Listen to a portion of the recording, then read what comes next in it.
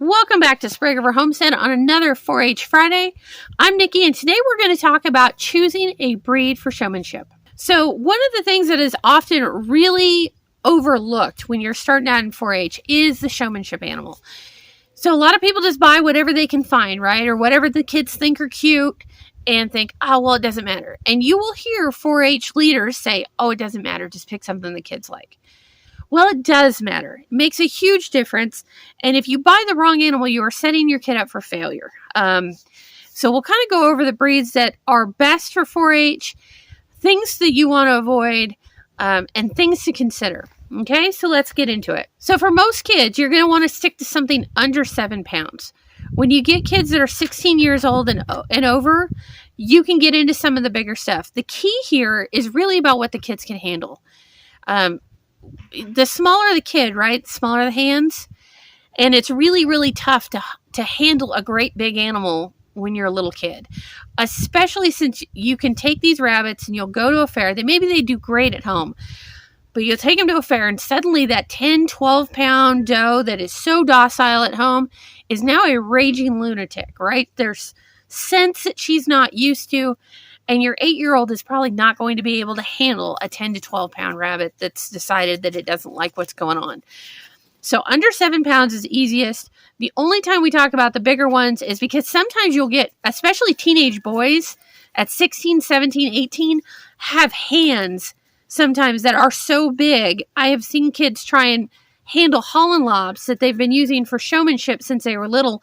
And suddenly it's like they can practically palm a basketball and they've got a 4-pound rabbit and it just doesn't work. So I try and tell people, stay away from the smallest stuff. 3 and 4 pound rabbits sound like a good idea in the beginning, but think about the long-term plans, right? If your kid is 8 now, maybe they're going to show showmanship all the way through. There are no age restrictions on showmanship animals. And I know kids that have shown the same animal from the time that they entered 4-H all the way to the time that they were senior and were leaving 4-H. So keep that in mind. Pick something that's going to be 4 to 7 pounds. That gives even the little kids a chance to hold on to it. But the bigger kids, if they're on the bigger side of that, can actually get a hold of them. There are lots of rabbits that fall into this category, right? So you've got, just off the top of my head, you've got things like Triantas, lilacs, Polish are right at the end of the 4-pound mark. You can get some Harlequins that'll make it. Harlequins will go up to 9, but on the low end, they're only about 7 pounds. You can also get into some stuff like your mini Rex, your mini Satins. They tend to be more towards the 4-pound end of that, but they make good showmanship animals. Anything that's small, here's what you want to try and avoid, right? If you notice what I'm talking about, we're talking about small, compact typed rabbits, or the Himalayan, which is also a good choice because they're super docile and they're a long cylindrical breed. What I'm not talking about is I'm not talking about lops. So here's why we avoid the lops. And unfortunately, you get into a lot of things where everybody wants a Holland lop because nobody really understands the Holland lop. When you get into the Holland lop, the mini lop, the French lop, which is huge, they can go 18 pounds. The English lop, which can also go 14 to 16 pounds. When you get into these lops, the way that their ears sit is very specialized. They have what's called a crown. And if you turn them over correctly, you can break that crown, which completely eliminates them from breeding classes. A lot of times kids will get into Holland lops, which tend to be kind of expensive, not understanding that an immature Holland lop will continue to grow until they're a senior. And a lot of times will develop malocclusion problems, meaning that the jaw doesn't set right. Maybe the teeth butt up funny, which is all stuff that creates an absolute nightmare down the road. Or they get into Holland lops and decide they want to try and make that a breeding program. Unfortunately, the Holland lop is one of those things that is not recommended for breeding unless you're an experienced breeder. They tend to have a lot of problems with stuck kits because they have that big head. They tend to have very small litters, and unfortunately, there's not a lot of good mothering instinct. And I know there's probably going to be a Holland Lop breeder that watches this that goes, my lops are fine. Unfortunately, that is more the exception now than the actual rule. So you just want to stay away from stuff that's a little bit harder for the kids. The other part of that is anything that's lop-eared does not regulate body heat very well. So it's more work to keep them comfortable during the summer. And especially in young kids, that's more work is not always a good thing. They can get ear mites that you can't see because the ears hang, where in upright ear breeds, it's very obvious. So I tell everybody when you're starting out, no lop breeds, no wooled breeds. Your kid may have great intention when they start out, but kids get fatigued like everybody. And young wool animals need grooming constantly. Once they get to a senior, their wool kind of changes and they don't need as much grooming. But avoid things like your lion heads, your fuzzy lops, and any of your Angora breeds.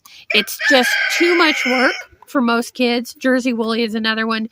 It's a lot of work for kids. And really, if you're going to go into a wool breed, you need to have a really good mentor that can help your kid with it. If you're not getting them right, you may have beautiful fur on the outside, but you might have mats to the inside, which cause all kinds of problems. From there, no giant breeds. Unfortunately, I see every year where some poor 10-pound kid tries to handle a Flemish giant at fair, and it's always a disaster. They may be great docile animals at home, but like I said, you get them to fair, there's scents, there's noise, there's people that they're not used to. And now that sweet 14-pound rabbit is trying to kick a hole through your 10-year-old. So no giants. They make great pets at home if that's what you want to do, but they're terrible showmanship animals in the vast majority of cases.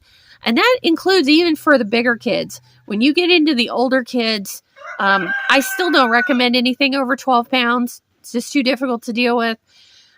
So even at 16, 17, 18, trying to maintain and show an 18-pound rabbit is really difficult. Okay, so I also recommend that you avoid the semi-arch breeds. These are the little rabbits, mostly little rabbits, that are very, very upright. They're also referred to as running breeds, and for a reason. These are tans, English spots, Britannia petites. On the big end, you've got the checkered giant. These are rabbits that are very hair-like in appearance. They don't stop to pose very well. They tend to be a little bit more nippy. And they're just more high-strung. So when you're doing showmanship, a good portion of it is posing the rabbit and then turning the rabbit over and doing your health checks. And if you've got a rabbit that's just wired for sound, it's going to make it more difficult. So lastly, if your showmanship animal is going to be used as part of a breeding program, I do avoid mark breeds, which is hard for me to say as a Harlequin breeder, but marked breeds bring a certain level of difficulty as far as markings are concerned and take a lot more time and commitment. So if whatever you're doing for showmanship is going to long-term be part of a breeding program, stay away from the marked breeds. The solid colored rabbits are easier.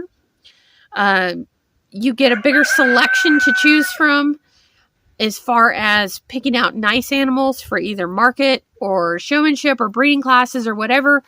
And it's one less thing to worry about. You know, you can do solid black New Zealands and the only thing you have to worry about is white spotting. Whereas if you do Harlequins, you have to be worried about a 3-part frontal, a good face split, good color if they're Japanese, body bands, and all that kind of stuff. So it becomes more difficult. By nature, I absolutely love the Harlequins, and I think they are a great showmanship animal for especially the older kids, because a really well-marked Harlequin really gets a lot of attention on a showmanship table. But remember, we're judging off the kids. But they tend to be really docile. They're great animals. They just bring a certain level of difficulty that it takes kids that are really committed to do. So I don't recommend it when you're starting out. If you're older in the intermediate and senior, you may look at them. All right, so there you go. That is kind of choosing a showmanship animal. If you have questions, leave them down in the bottom. Maybe I missed something that you think would make a good showmanship animal. Maybe you disagree with what I'm saying. Feel free to leave that down in the bottom. As always, I do ask that you remain respectful, especially since we have kids that watch these videos. So keep it clean, folks. But if you have questions, feel free to leave them in the bottom. You can always email me at srhomestead@yahoo.com. And we will see you next time. Happy homesteading.